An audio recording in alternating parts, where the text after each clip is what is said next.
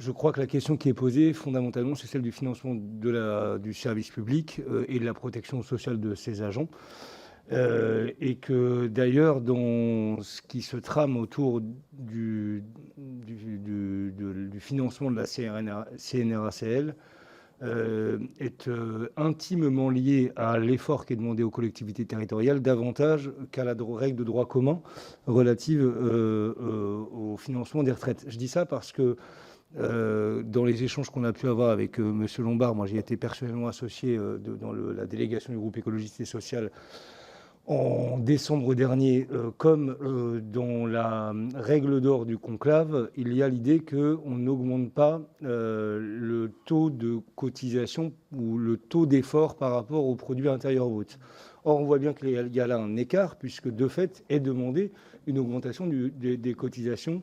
pour ce qui concerne les agents de la fonction publique hospitalière et des collectivités territoriales. Donc il y a déjà un écart à la règle de droit commun qui en réalité témoigne davantage d'une volonté de faire contribuer les collectivités territoriales à l'effort de redressement des comptes publics qu'à autre chose. Et je dois dire qu'entre la réforme de la règle de compensation de la suppression de la taxe d'habitation par l'attribution de TVA, le DILECO et ce financement de la CNRACL, en réalité, on a un package global qui ne dit pas son nom, qui dit on a besoin de temps de la part des collectivités territoriales pour contribuer à l'effort. Donc disant cela, je ne conteste pas l'idée qu'il puisse y avoir une discussion. Simplement, il faut qu'elle soit transparente et claire, plutôt que d'avoir des artifices divers et variés, qu'on pose la question globale de ce qu'on demande aux collectivités locales, si effort doit y avoir. J'ajoute rapidement qu'en effet, s'agissant de la stricte caisse, il y a un déficit qui se creuse, qui je crois est estimé à 11 milliards d'euros pour 2030, en année pleine, dont 1,5 milliard de charges d'intérêt. Donc c'est quand même un déficit colossal.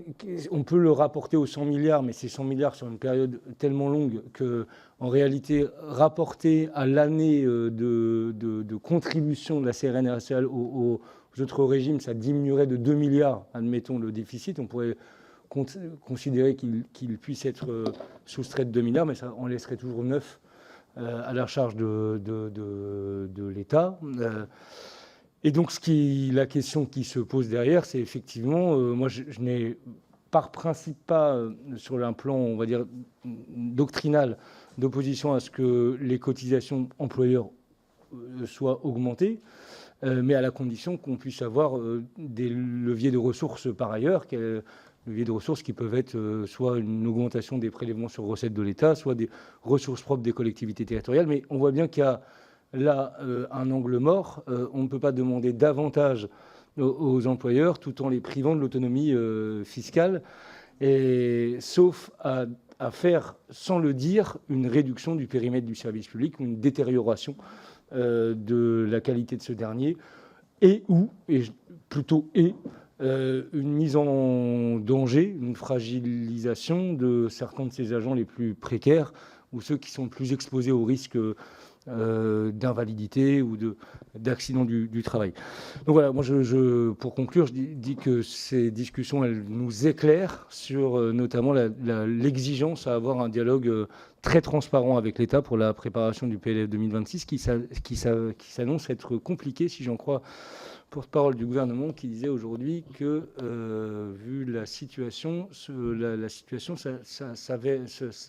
serait cauchemardesque. Je reprends le terme de la porte-parole pour la préparation du PLF 2026.